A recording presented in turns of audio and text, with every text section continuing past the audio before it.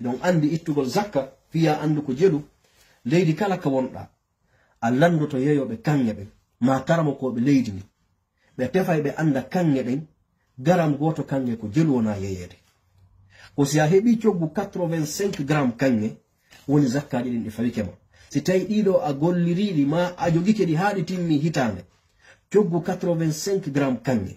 haray dido zakka on fawike kala leydi ka wonda ko calculante ko coggu 85 gram kanye gold on fami 85 gram or ko dum don kotata leydi ka wonda do wo ko dum don si a hebi coggu din non woni jungo ma hitande haray zakka on fawike si tay din di hebi hitande jungo ma da jogi din no imma da walni ka bank ma di jeyanda hore ma dum hida jogi din don hida halfini di goddo baytun hide jungo ma di woni hitande din don zakka fawike jonno wi en hara ko mardo di do tun 5663 ko jelo itanta di zakka 5663 divisé par 40 haray kanko do ko $141 o do aytude 0.57 cent 141.57 ko dum woni 57 centime jonnon beyda do timmina en dollar o wona $142 don haray a beydimo erede non ittitali de yo lando karamo ko e modon ka juloton don ka julirde modon yo be landani on gram kange ko jebu sibe andini on waaway onon kadi andude ko mi yewti on do ko mi wayri kon ko dum do won wayede hanki don yejjide de tan okkinir kadi calcul on ko calculta kon ko en tuggu 1 gram kange fois 85 ko hebi do wo wada divisé par 40 yani calculator mbodi madi ngal est ce que da timmini be dum non ka timmina nayi okkinir calcul go est ce que mi hebi ko timmi be zakka e ko honno mi ikkita zakka sina hunde wotere neddo wondo wallinde mbodi o inna dido ko mi yara makka pet mi desiti dido mon di wallinde si a hebi $563 mo wiwde mo ma 5140 euro ma kala monta mo jogida hara annu yema on ko yara makka ma ko darnira nde julirde do pet ma ko darnira o do markaz ko wadana Allah goddum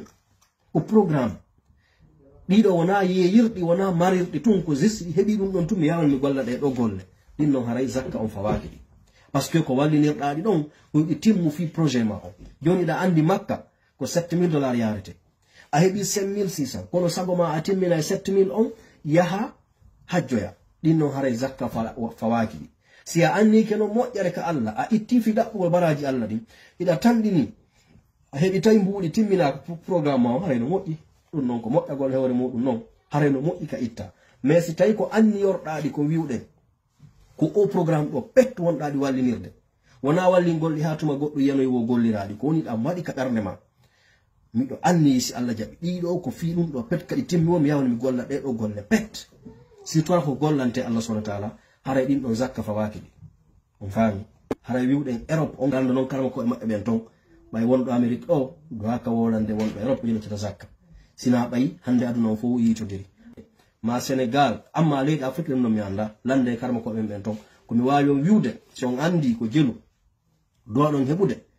on andi on timmini coggu zakka on wade montam mo on fop divisé par 40 on darana hore mon don andon ko jelu mi do wa ittude itton jonno hedditibe hare kala ko harondirde ga e sawaba koy morde Allah subhanahu wa ta'ala kala ko tay en falji e mudum ga koy morde mi wowlu don hare neddo kan sino wowlude fere ala ko ma wonde o falja hare wona ko anniya koy morde shaytan e wowlu don en toro Allah subhanahu wa ta'ala ay kanko ni jon arsikaji yo Allah arsiko en jawle buy laabude dagide ko nafiren hore meden nafiren julbe Allah be itten zakkaji din dabbiren aljanna Allah subhanahu wa ta'ala o en torki Allah o kanko ni ar-razzaq yo Allah arsiko en arsikaji yajubi dagidi laabudi naati do ceedi aljanna ya rabbal alamin mi torki Allah onon be wonbe do fu kala e modon ma porde ande fi buudi ma fi jawdi yo Allah ittam wonde makko de kala nyawli do ronki ko yobira yo Allah ittam mo torki Allah yo Allah arsikumo ko ittiran ko yobira nyamande makko ne kala mo ala yo Allah okkormo yo Allah hoden fu okkoray ko itten zakka haranayi habo okkorede zakka yo Allah okkoray ko okkore zakka haranayi habo okkorede zakka ya rabbal alamin ya karim ya wadud ya arhamar rahimin yo Allah ittan andeji men din yo Allah wurna ngi bibbe meden wada barke mabbe kala faalabe dewle ben yo Allah korbe dewle laabude dagide kala marbe dewle ben yo Allah mo'ina be wada giggol yurmende hakkunde dewle mabbe den kala be ala bibbe yo Allah okkoro bibbe worede barka kala marbe bibbe yo Allah wurnube fewna be wada be banto ben islam ya rabbal alamin ya aziz ya karim turki Allah yalla tawnen do lewru somaye mi turki Allah yo Allah tawnu en o arsika en kadi wadugol moƴƴereji ɗaɓɓugol moƴƴereji ɗin ka somaye yo Allah tawnu en lewru somaye ɗum o arsika en kadi wadugol kala golle moƴƴe ɗe o faala ɗen fiye heɓu moƴƴere somaye ɗen ya rabbal alamin ya karim ya wadud